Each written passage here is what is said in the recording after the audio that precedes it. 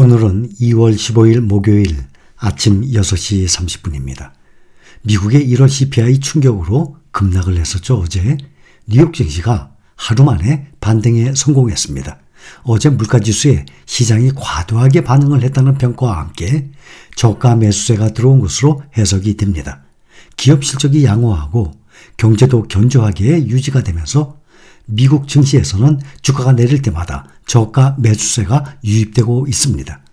어제 미국 증시에서 지난달 CPI가 시장의 예상보다 높게 나오니까 조기 금리 인하가 물 건너갔다는 우려로 일제히 급락했었습니다. 어제 다우가 1.35% 하락, S&P 500은 1.37%, 나스닥은 1.8%, 필라델피아 반도체 지수는 2% 각각 급락을 했었습니다. 오늘은 하루 만에 반전했습니다. 다우가 0.39% 상승하고 S&P 500이 0.96% 상승해서 지수가 딱 5천입니다. 나스닥은 1.3% 상승 15,859, 필라델피아 반도체 가장 많이 올라서 2.18% 상승 4,565, 필라델피아 반도체는 최고치가 4,567이었습니다. 그거에 지금 2포인트가 모자랍니다. 4,565입니다. CPI 충격을 하루 만에 극복을 하고 미국 증시가 일제히 랠리를 했습니다. 어제 다우지수가 지난해 3월 이후 최대 하락률을 기록을 했습니다. S&P 500 지수도 5천선 아래에서 마감을 했는데 오늘은 5천 저스트 딱 맞춰서 마감했습니다. 오스탄 굴습이 시카고 연은 총재 역할이 컸습니다. 그는 장기 인플레이션 지표는 여전히 긍정적이라면서 1월 CPI가 예상보다 강하게 나온 것에 실망할 필요가 없다라고 말했습니다. 그는 어제 뉴욕에서 열린 미국 외고협회 주최 행사에서 지난달 CPI는 3%를 웃돌았지만 개인 소비지출 가격지수로 측정한 인플레이션은 연준의 연간 목표치인 2%대에서 움직이고 있다라고 밝혔습니다. 그는 질의 응답 시간에 한 달 CPI가 예상보다 높은 것을 가지고 흥분하면 안 된다 라면서 인플레이션이 내려오고 있다는 사실은 분명하다라고 강조했습니다. 지난달 CPI가 시장의 예상을 상회했지만 전반적인 기조는 인플레이션이 하락하고 있다는 것을 강조한 것입니다. 그는 더 나아가서 인플레이션이 2%에 돌아갈 때까지 기다렸다가 금리 인하를 시작하는 것을 지지하지 않는다라고 말하고 선제적인 금리 인하를 주장을 한 사람입니다. 자칫 금리 인하 타이밍을 놓칠 경우 경기 침체가 올 수 있기 때문에 선제적으로 금리 인하에 나서야 한다라는 의미예요. 그의 이 같은 발언은 전일 예상보다 뜨거웠던 소비자 물가 보고서가 나온 지 하루 만에 나온 것입니다. 미국 노동부는 지난달 CPI가 전년 대비 3.1% 상승했다고 발표했었어요. 이것은 시장의 예상치 2.9%를 상회하는 것이었습니다. 시장은 약 3년 만에 처음으로 CPI가 2%대에 진입할 것이라고 기대를 하고 있었습니다. 그러나 막상 뚜껑을 열어본 결과 오히려 CPI는 3.1%를 기록하고 미국의 인플레이션 압력이 여전한 것으로 드러났습니다. 이에 따라서 조기 금리 인하가 사실상 물 건너갔다는 지적이 나오고 있습니다. 이 같은 상황에서 굴스비 총재가 인플레이션 하락 추세는 분명하다면서 지난달 CPI에 일희일비할 필요가 없다라고 강조한 것입니다.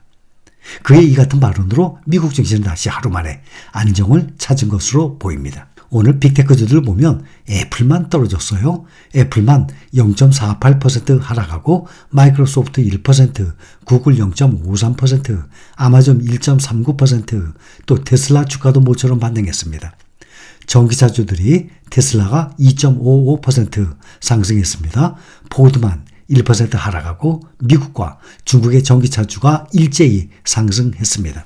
반도체주도 엔비디아가 2.46%, AMD가 4% 가까이 급등을 하는 등의 일제히 랠리에서 반도체 모임인 필라델피아 반도체 지수도 2% 이상 급등 마감했습니다. 엔비디아 오늘 2.46% 상승 739달러로 또 사상 최고가를 경신했습니다. 오늘 엔비디아가 2.46% 오른 데 비해서 구글 모회사 알파벳은 0.55% 상승해서 두 회사의 시가총액 순위가 역전됐습니다. 엔비디아가 어제 아마존도 제치더니 오늘은 알파벳을 제쳤습니다. 시총 3위에 올라왔습니다. 엔비디아 시총이 1조 8,250억 달러, 3조 달러 안팎인 마이크로소프트, 애플의 뒤를 잇게 됐습니다. 알파벳 시총은 종가 기준 1조 8,140억 달러에 머물렀습니다. 테슬라에 집중을 하던 서학개미들도 이제 엔비디아로 발길을 돌리는 것으로 확인됐습니다. 우리 한국예탁결제원에 따르면 지난주 국내 투자자들은 엔비디아 주식을 1억 5,223만 달러 매수한 것으로 나타났습니다. 기존 인기 종목이었던 테슬라의 순매수 규모는 7,376만 달러로 엔비디아의 절반 수준에 그쳤습니다. 사토리 펀드 설립자인 댄 나일슨은 엔비디아를 포함해서 매그니피센트 세븐 기업을 활용한 투자 포트폴리오를 공개를 했습니다. 그는 메타, 아마존, 엔비디아, 마이크로소프트는 롱 포지션을 취하고 애플과 테슬라, 알파벳에 대해서는 공매도, 즉 숏 포지션을 취하고 있다라고 밝혔습니다. 지금 현재 올해 연중으로 보면 이제 오늘 2월 15일이죠. 이제 한 달 보름 정도 지났습니다.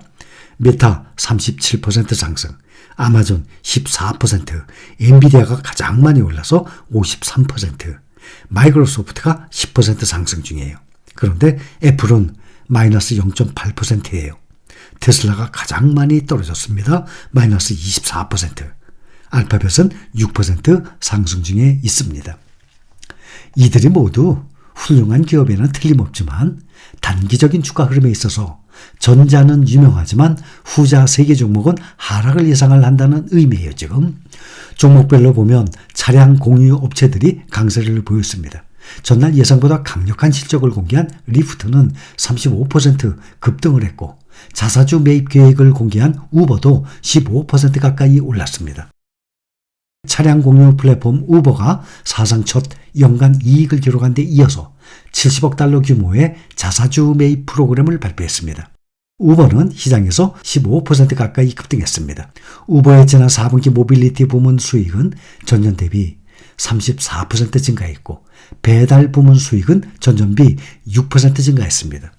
우버는 2009년 설립 이후 300억 달러 이상의 손실을 냈지만 이후에 CEO를 교체하면서 지속 가능한 이익을 낼 수 있는 구조로 변신해 왔습니다. 우버는 지난주 사용자 수가 7년 전 4,500만 명에서 1억 5천만 명으로 늘었다고 밝혔습니다. 영국과 미국, 호주 등 선진 시장에서 높은 속도로 소비자가 늘고 있다고 설명했습니다. 회사 측은 아르헨티나와 일본 등 신시장을 개척을 할 예정이며 자전거와 자동차 대여업에도 진출할 예정입니다. 미국의 대형 유통업체 월마트가 가전업체 비지오를 20억 달러에 인수하는 방안을 추진하고 있습니다. 월스트리트저널은 현지 시간 월마트가 비지오를 20억 달러가 넘는 금액에 인수하기 위해서 협의 중이라고 보도했습니다. 비지오는 스마트 TV, 사운드바 등을 생산하는 미국의 가전업체. 매출 기준으로 월마트에서 가장 많이 판매된 TV 브랜드로 꼽힙니다. 현재 월마트는 광고 사업이 새로운 먹거리가 될 거라고 기대하고 있습니다. 유통업체 간 광고 경쟁이 치열해지는 상황에서 월마트가 비지오 인수를 통해서 스마트 TV를 기반으로 한 광고 비즈니스 확대를 도모할 것으로 보입니다. 신채공항으로 불리는 제프리 건들락 더블라인 캐피털 최고 경영자가 한 방송에서 출연해서 금리 인하는 6월에 시작될 것이라면서 시장은 올해 인하폭도 엄청나게 과대평가했다라고 지적했습니다. 그는 올해 금리 인하폭이 0.5% 그러면 한 2회 정도죠. 0.5%에 그칠 것으로 예상했습니다. 반면 시장의 대표 강세론자 펀드스트레스의 톰 리는 전일 뉴욕 증시의 급락에 대해서 과도한 반응이었다면서 증시가 올해 상반기 고점을 아직 찍지 않았다고 주장했습니다. 그는 어제 CPI가 예상을 웃돌았지만 전체적인 인플레이션 둔화 추세는 꺾이지 않았으며 아직 투자자들의 매수 여력이 충분한 상태라고 분석을 했습니다. 채권시장에서 다시 금리가 하락했습니다. 10년 만기 미국 국채금리 다시 하락한 4.266%를 나타내고 정책금리에 민감한 2년물 금리는 4.576%를 기록을 했습니다.